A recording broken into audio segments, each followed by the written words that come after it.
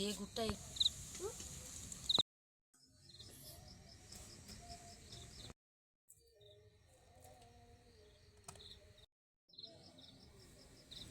নমস্কার বন্ধুরা, আমি দেবজানি, আপনাদের চ্যানেল দেবজানি রান্নাঘরের ভিলেজ ফুডে আপনাদের সকলকেই স্বাগত জানাই।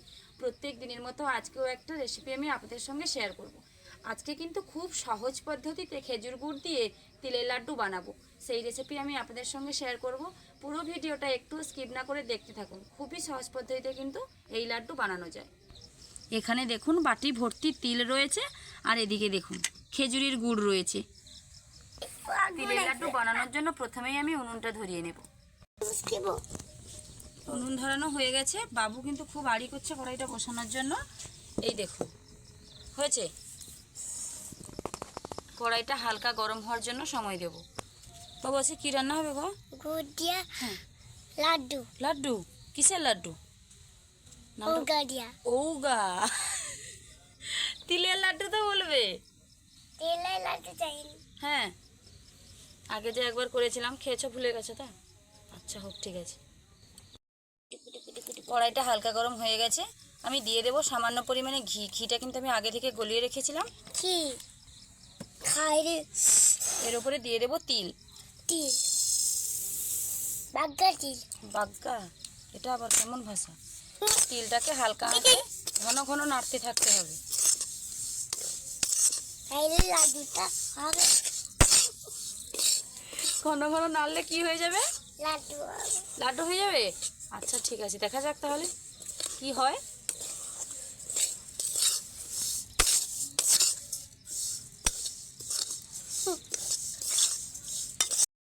4 মিনিট হালকা হাতে নাড়তেই কিন্তু আমার খুব ভালোভাবে হয়ে গেছে তিলটা ভাজা।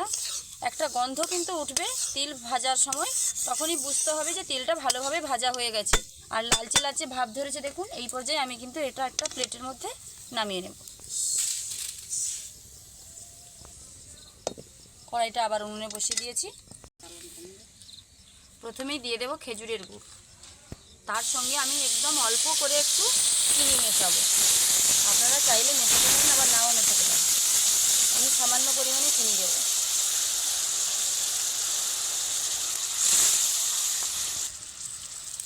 এই বাটির হাফ বাটি চিনি দিয়ে দিলাম। গুড়ের মধ্যে একটু জল জলে ভাব আছে, সেটার সঙ্গেই কিন্তু চিনিটা গলে যাবে। আর এই সময় কিন্তু উনুনের আঁচটা একদমই হালকা রাখতে হবে, খুব বেশি আঁচ একদমই দেওয়া যাবে না। হ্যাঁ হ্যাঁ, হালকা আঁচে রেখে চিনিটা ভালোভাবে গলিয়ে নিতে হবে। যত সময় না পর্যন্ত চিনিটা গলছে ঘন ঘন এরকম নাড়তে থাকতে হবে।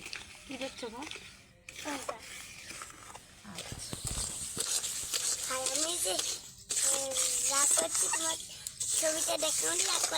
বাবু রেগে গেছে, সেটাই বলছে যে আমি যে রাগ করেছি কেন ছবিতে দেখান, তাকে একটু দেখাতে হবে নাকি? কি গো, তুমি রান্না করবে? চিনিটা কিন্তু খুব ভালোভাবে গলে গেছে, আর একদম লাড্ডু বানানোর জন্য পারফেক্ট যে হয়েছে সেটা কিভাবে বুঝবেন? একটা ছোট বাটিতে কিছুটা আমি জল নিয়েছি, এবার আপনাদের দেখাচ্ছি। এই জলের মধ্যে খুন্তি দিয়ে কিছুটা গুড় দিয়ে দেব। এই দেখুন এক জায়গায় কিন্তু শক্ত হয়ে বসে গেছে। এই যে ঠিক এরকম অবস্থায় ভেজে রাখা তেলগুলো দিয়ে দিতে হবে। ভেজে রাখা তেলগুলো দিয়ে দিলাম। এবার ভালোভাবে নাড়তে হবে। আমি নাড়ব। উনুনের আঁচটা কিন্তু একদমই হালকা রাখতে হবে, না হলে পুড়ে যাবে। আমি রান্না। তুমি এগুলো রান্না করতে পারবে না সোনা। পারফেক্টভাবে কিন্তু রেডি হয়ে গেছে তিলের লাড্ডু বানানোর জন্য। এবার এটাকে একটা থালার মধ্যে আমি নামিয়ে নেব। এই থালাটাতে আমি কিন্তু আগে থেকে কিছুটা সাদা তেল মাখিয়ে রেখেছিলাম, না হলে যেহেতু গুড় দেওয়া আছে থালায় লেগে যেতে পারে, তার জন্য। এবার এটা কিন্তু ঠান্ডা হওয়ার জন্য সময় দেব। ঠান্ডা হলে পরে লাড্ডুটা বানাতে খুব সুবিধা হবে, বানাতেও পারবো। তাই ঠান্ডা হোক, তারপরে লাড্ডু বানানো আপনাদের দেখাচ্ছি। 2 থেকে 3 মিনিট কিন্তু ঠান্ডা হওয়ার জন্য সময় দেবো। একেবারে খুব বেশি ঠান্ডা করে ফেলবেন না, তাহলে কিন্তু লাড্ডুগুলো আর গড়া যাবে না। হালকা ঠান্ডা হতেই কিন্তু আমি লাড্ডু বানানো শুরু করে দিয়েছি। হাতের মধ্যে হালকা একটু জল লাগিয়ে নিয়েছি, গরম থাকে তো। এই দেখুন থালায় কিন্তু বেশ কয়েকটা লাড্ডু আমার বানানো হয়ে গেছে। হাতের মধ্যে চাপ দিয়ে দিয়ে চারদিক ঘুরিয়ে ঘুরিয়ে দেখুন একদম লাড্ডুটা কিন্তু গোল হয়ে গেছে। ছোট বড় করে বেশ কয়েকটা লাড্ডু আমি কিন্তু রেডি করে নিয়েছি। থালাতে যেগুলো আছে না বেশ অনেকগুলো হবে, এগুলো আস্তে আস্তে একই রকমভাবে আমি রেডি করে নিচ্ছি। কতগুলো সন্দেশ বানানো হয়েছে দেখুন, ভুলে সন্দেশ বলে দিলাম, তিলের লাড্ডু। বেশ অনেকগুলো কিন্তু বানানো হয়ে গেছে। আর তিলের লাড্ডুগুলো বানানোর পর দেখতে কতটা সুন্দর হয়েছে দেখুন, দেখতে যতটা সুন্দর খেতে কিন্তু ঠিক ততটাই সুন্দর। অনেকগুলো লাড্ডু হয়ে গেল, লাস্টের লাড্ডুটাও দিয়ে দিলাম। লাড্ডু বানানো আমার কমপ্লিট হয়ে গেছে।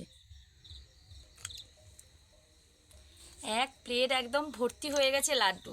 লাড্ডুগুলো কি অসম্ভব মজাদার দেখতে হয়েছে দেখুন, দেখলেই কিন্তু জিভে জল চলে আসবে। আমি অনেক জায়গায় বেড়াতে গিয়ে না যখনই তিলের লাড্ডু দেখি খেতে কিন্তু খুবই ভালো লাগে, তিলের লাড্ডু কিন্তু আমি কিনে নিই। তো বাড়িতেই গিয়ে এত সহজে বানানো হয়ে যাবে, তাহলে আপনাদেরকে আমি শিখিয়ে দিলাম, আর বাজার থেকে কিনে খাওয়ার কিন্তু কোনো প্রয়োজন নেই। তো বন্ধুরা, আমার এই তিলের লাড্ডুর রেসিপি যদি আপনাদের ভালো লেগে থাকে প্লিজ লাইক কমেন্ট ও শেয়ার করতে ভুলবেন না।